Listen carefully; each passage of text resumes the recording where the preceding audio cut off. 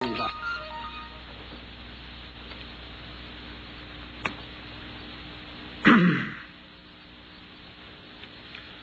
she's definitely better. She came to work. Good. Do you know where the Baldwin files are? No, I don't know. Well, Mr. Baldwin and I feel that it's important that I find them. Be my guest.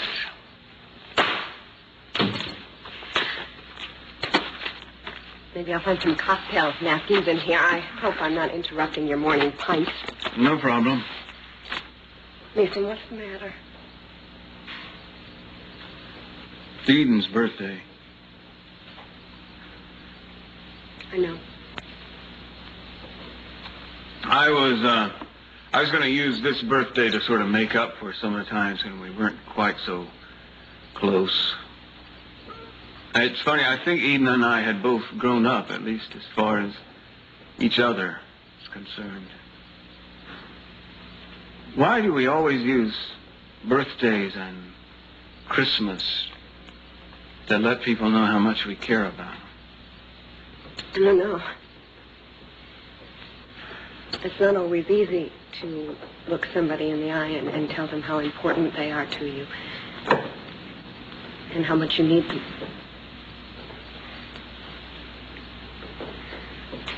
Why don't you take the rest of the day off? I'll handle the Baldwin case for you. Thanks, I may do that.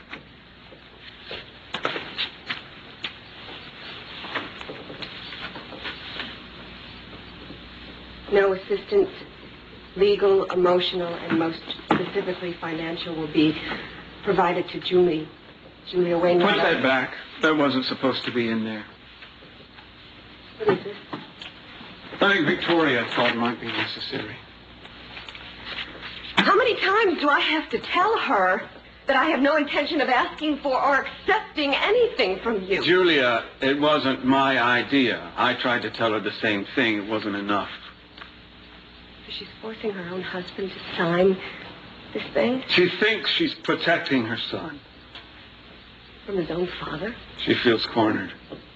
So she's going to corner you. Well, I think that stinks. Tell Victoria that I wouldn't so much as take bus fare from you. This is my baby, and I will raise this child without any help from anybody. At the office. He already left. So why didn't you corner him there? Get out of our lives, Julia. I never knew how desperately you wanted to make sure that happens until today. Really, did Mason finally say something? He didn't have to. I saw the papers that you had drawn up for him to sign. Were you surprised? You shouldn't have been. Why are you doing this to him? You're having his child, Julia. What do you expect me to do, sit around and wait? Do you understand the kind of pressure that you're putting on me? Oh, get off my back. You were the one who designed a contract for him to get you pregnant with no involvement whatsoever. I'm just making sure you live up to your agreement with a contract of my own. That's no reason to subject him to this. I don't need your relationship with my husband. I thought this would save you some time and trouble. What is it? I have no intention of accepting anything from Mason for myself or for my child. I have told that to you countless times, but you seem to need it in writing now. You've got it. Why, you work fast, don't you?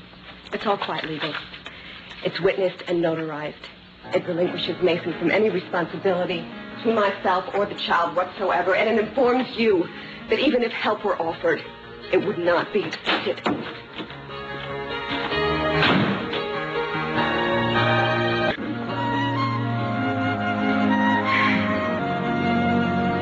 I'm worried, you know. I'm worried that one day you're going to wake up and you're going to want your daddy. And he's not going to be there. And you're going to ask me why. And I'm going to have to explain the whole thing to you.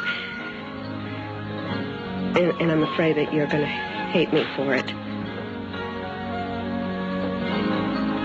If it makes you feel any better, I'm not so thrilled about the whole thing myself. And if I knew then what I know now, things would have been so different. But we got to look at the bright side, you and me, you know? Mason will always be a part of you. You'll feel that, and it'll shine right through you, I promise. I promise. Anyway, things could be worse, you know? You got a little Wainwright blood, you got a little Campbell blood. That's pretty powerful stuff. Boy, are you going to be a feisty little thing.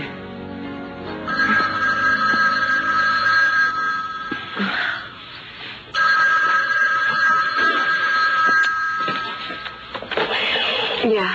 Eden is still alive. Wait, hello? No, please. Thank you. I got here as soon as I could. What is going on? I think I finally have the Everhart case I'm under not control. talking about the Everhart case, and you know it. I'm talking about the phone call that I answered here last night. I told you that was a prank call. Yeah, and then you hung up on me. There was nothing more to say. Besides, I wasn't in a place where I could talk. Yes, I know Victoria doesn't like me calling you at home, but I felt that this was important, especially when I picked up the phone and someone told me that Eden was alive. And this isn't the first time he called, is it? You're making this too melodramatic, as usual, Julia. Mason, I have been here several times when you have picked up that phone, hung up that phone, and it's been as white as a sheet. This is the same person that's been making the calls. Right? Yeah. Well, don't you think that we should do something about it? There is nothing to do, Julia. You know as well as I do that I made a lot of enemies, especially when I was DA. A few weeks ago, an attempt was made on my life by a man I had convicted. Now, why wouldn't somebody like that take advantage of a vulnerability as obvious as Eden's death? Mason, you didn't even flinch when you got those letters that were threatening your life.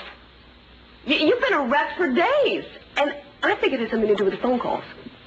Well, you're wrong. Have you told anybody about this? No. And it has to remain strictly confidential between the two of us. Doesn't Victoria know? No, there was no reason to tell her. Mason, what are you so worried about confidentiality when you think they're crank calls anyway? Because the last thing I need is for Cruz or my father or Sophia to get wind of these calls. They might take them seriously. Well, I have to admit, when I got the call, I started to wonder myself. Do you think there's any truth to this, Mason? Do you think Eden can be alive? No, it's totally impossible. Fine, I'm still not going to let you ignore this like you did the letters that almost got you killed. If you have an enemy from the past, then I think that we should call the police. No. No police. Are you listening to me? I don't want anyone else involved. All right, I won't say anything, all right? But I think you're being foolish. Fine. Now that we've got that settled, this is the issue we should be discussing.